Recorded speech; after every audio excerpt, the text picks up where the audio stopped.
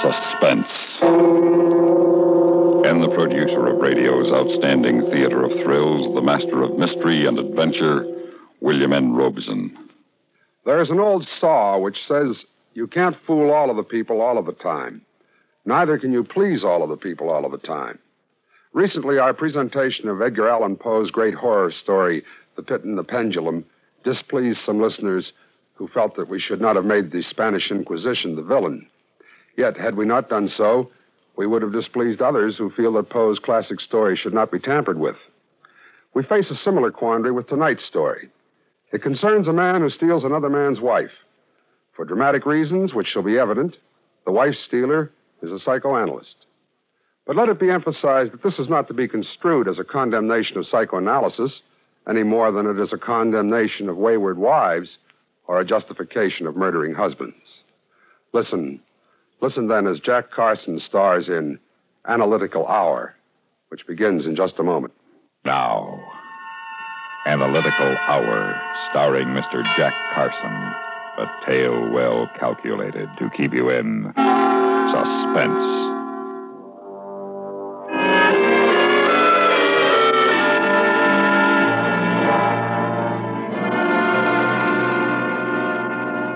I've told you before, Margaret, I don't think it's wise for you to phone me at the office like this. He's acting strangely. Well, he probably got delayed. I'm sure he'll call you any minute with a logical explanation. Doctor? Excuse me. Well, Mr. Nelson, come in. Thank you, Doctor. I know it's late and I didn't have an appointment, but I had to see you. Yes, of course. Sit down. I'll be with you in a moment. Now, my dear, I'm sure you'll have no cause for worry. I've had a patient drop in unexpectedly, so let me call you as soon as he leaves. Yes, goodbye. I want to tell you how I feel, Doctor. Oh? Well, how do you feel, Mr. Nelson? Fine. Just fine. The migraine headache is gone, the dizziness, the heart palpitation, all gone. Well, that's splendid. Then our sessions together over the past 6 months are beginning to bear fruit. Oh, they have borne fruit. I've never felt so sure of myself in my life, so free. I see. Well, this is very interesting, Mr. Nelson. Let me get out your file and make some notes. No. No? Well, why not? You've exhibited remarkable improvement, and I'd like to put it into the record. After all, this is the data from which prognosis is made, and if it isn't complete... Close it up. Well, all right. What I have to say is between you and me, man to man. If you wrote it down, it might... it might be used against me. I don't follow you. Well, a doctor, especially a psychoanalyst, never discloses what a patient tells him, but if it's not in writing, it would be your word against mine, wouldn't it? Really, Mr. Nelson, What time is it? Nearly 7. Has your nurse gone for the day? Yes, she left an hour ago. Good. Then we can, we can get down to cases, can't we? Mr. Nelson, you don't have an appointment. It's getting late. Sit down and listen to me. When I first came to you, I told you that my relationship with my wife was less than ideal. You listened very patiently. You drew me out in my childhood associations, my parental approval and disapproval patterns, and always you drew me back to my relationship with my wife. You wanted to know what the attraction between us was based upon. With infinite detail, you got from me my innermost thoughts and desires with respect to my wife. Is that right? Yes. And it's all in the file. Every question, every answer. Well, after 6 months, you've arrived at some conclusions, haven't you? Your analysis isn't completed. Yes. Yes, it is. I completed it last night. You? How do you mean? There was only one possible conclusion. That I hate my wife. Oh, now, just a moment. Hate, it's a relative term. It has validity only when placed in proper perspective. Exactly, and I repeat. Migraine headache gone. Dizziness gone. Heart palpitation gone. Yes, but your diagnosis is an oversimplification. These physical manifestations couldn't disappear simply because you arrive at the conclusion that you hate your wife. Oh, no. Well, I did something about it. Now, Mr. Nelson, if you're going to tell me you've run away from your wife... No, I didn't run away. Well, then what did you do? I killed her.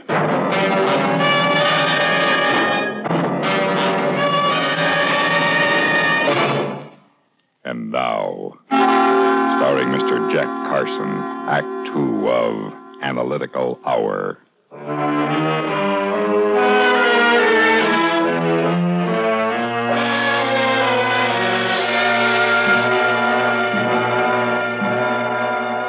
That's right, Doctor. I killed her. You killed Margaret?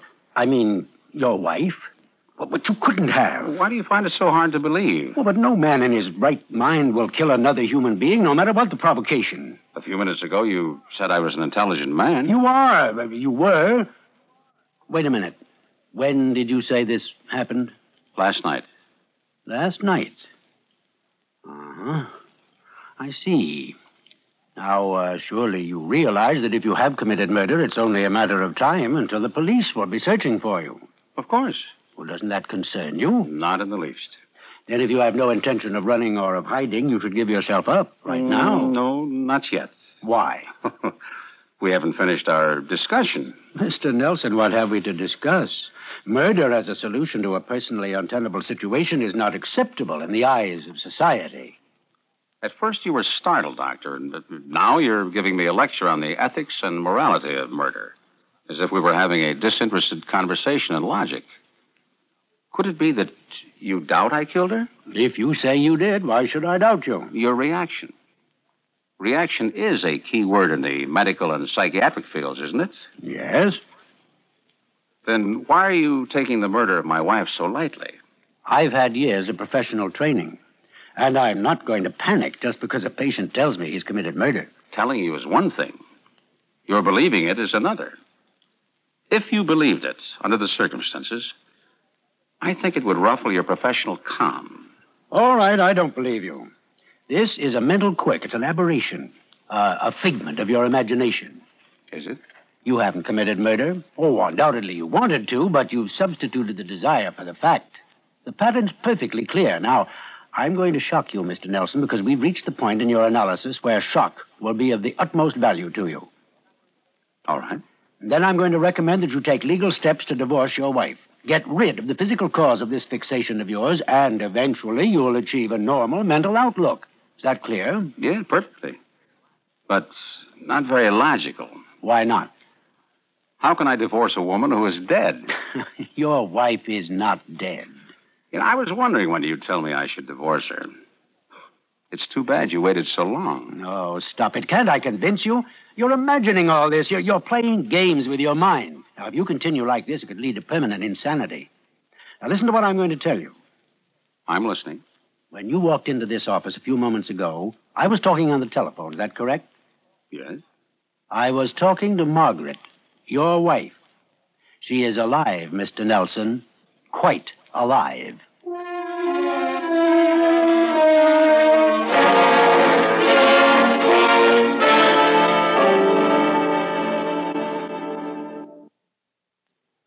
In a moment, we continue with the third act of Suspense.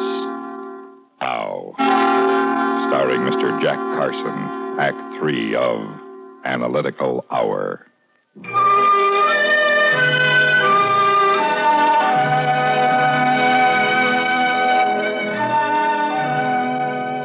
I tell you, Mr. Nelson, your wife is alive. I know. You know. Well, perhaps I didn't know what I suspected it. Good heavens, man, I've just told you your wife is alive.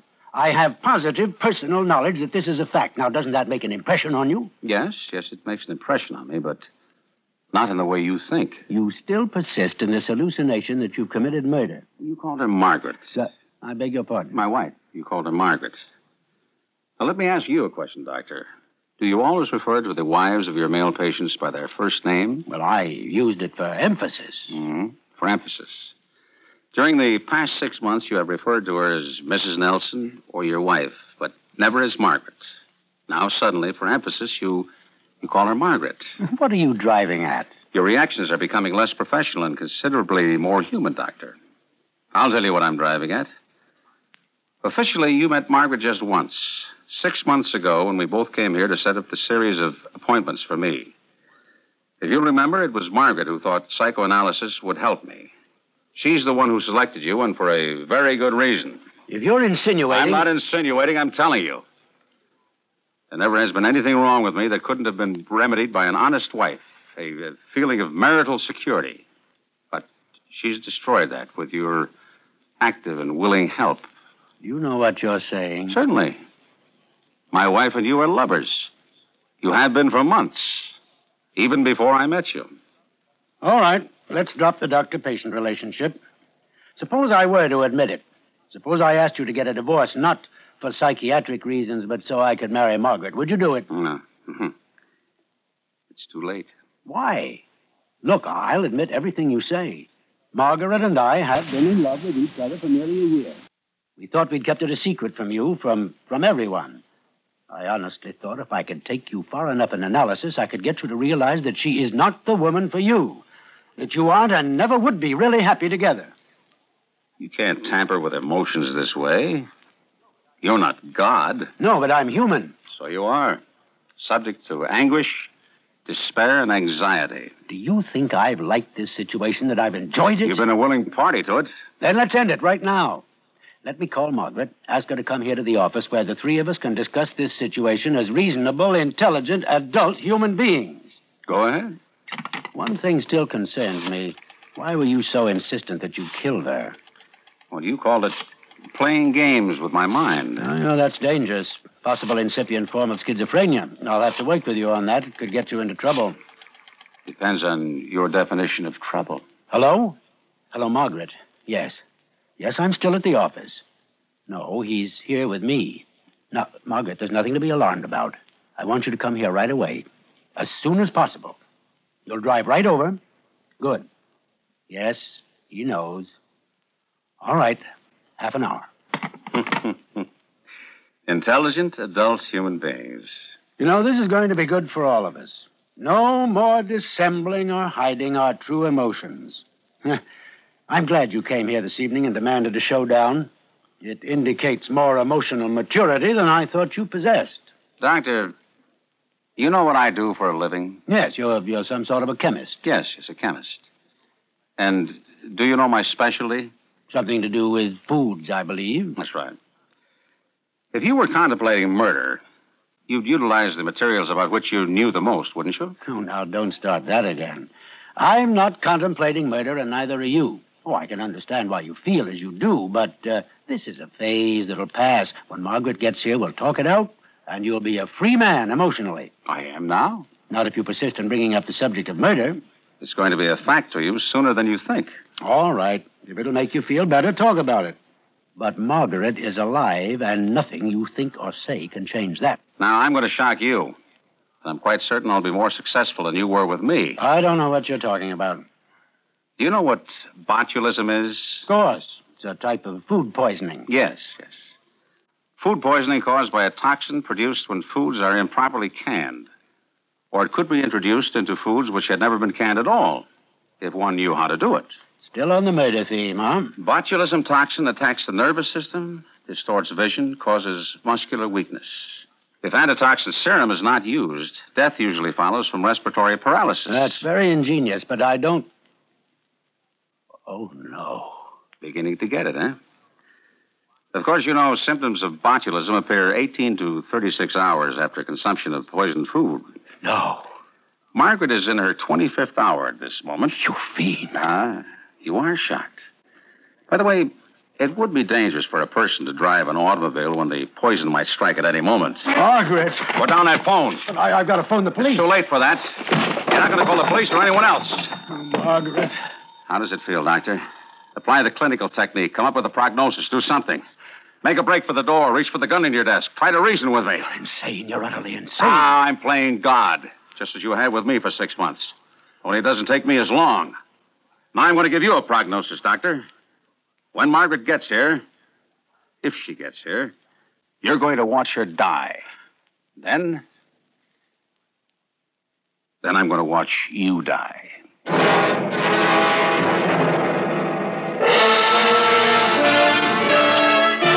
And now, starring Mr. Jack Carson, Act 4 of Analytical Hour.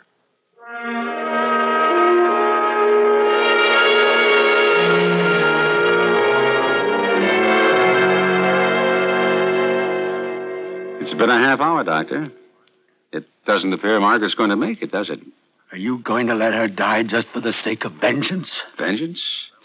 That's a relative term, like hate. And hate is a relative term. You said so, Doctor. But premeditated murder. Murder is not a relative term. It's final and irrevocable. I prefer it to wife stealing and deception. If I could only... But you can't. What's the matter, Doctor? Having a little trouble breathing? You poisoned me, too. Ah, of course. I'll kill you. I'll kill you with my bare hands. And now you speak of killing. Less than an hour ago, you said no man in his right mind would kill another human being, no matter what the provocation.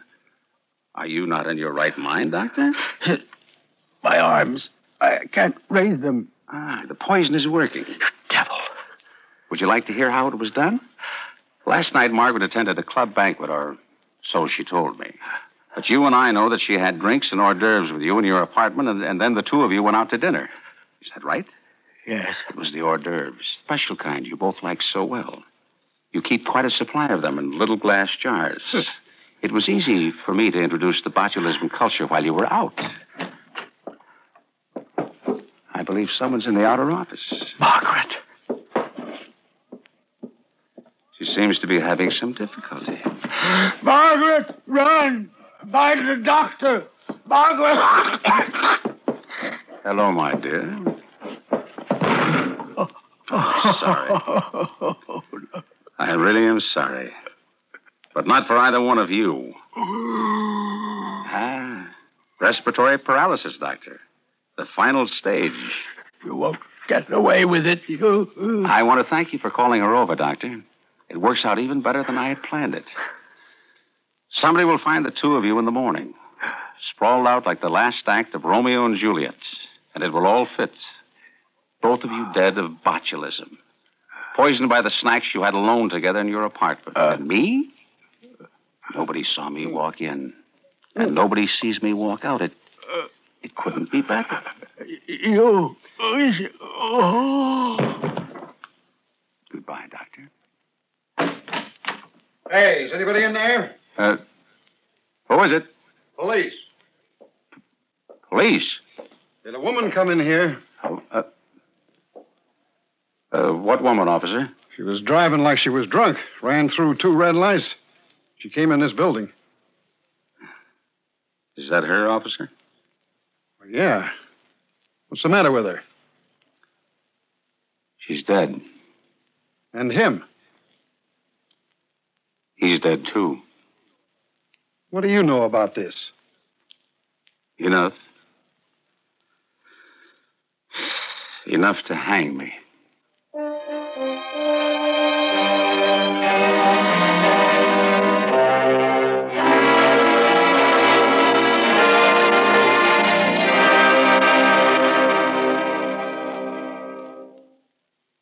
Suspense, in which Jack Carson starred in William N. Robeson's production of Analytical Hour, written by Alan Botzer. Supporting Jack Carson in tonight's story were John Hoyt and Sam Pierce. Listen. Listen again next week when we return with another tale well calculated to keep you in suspense.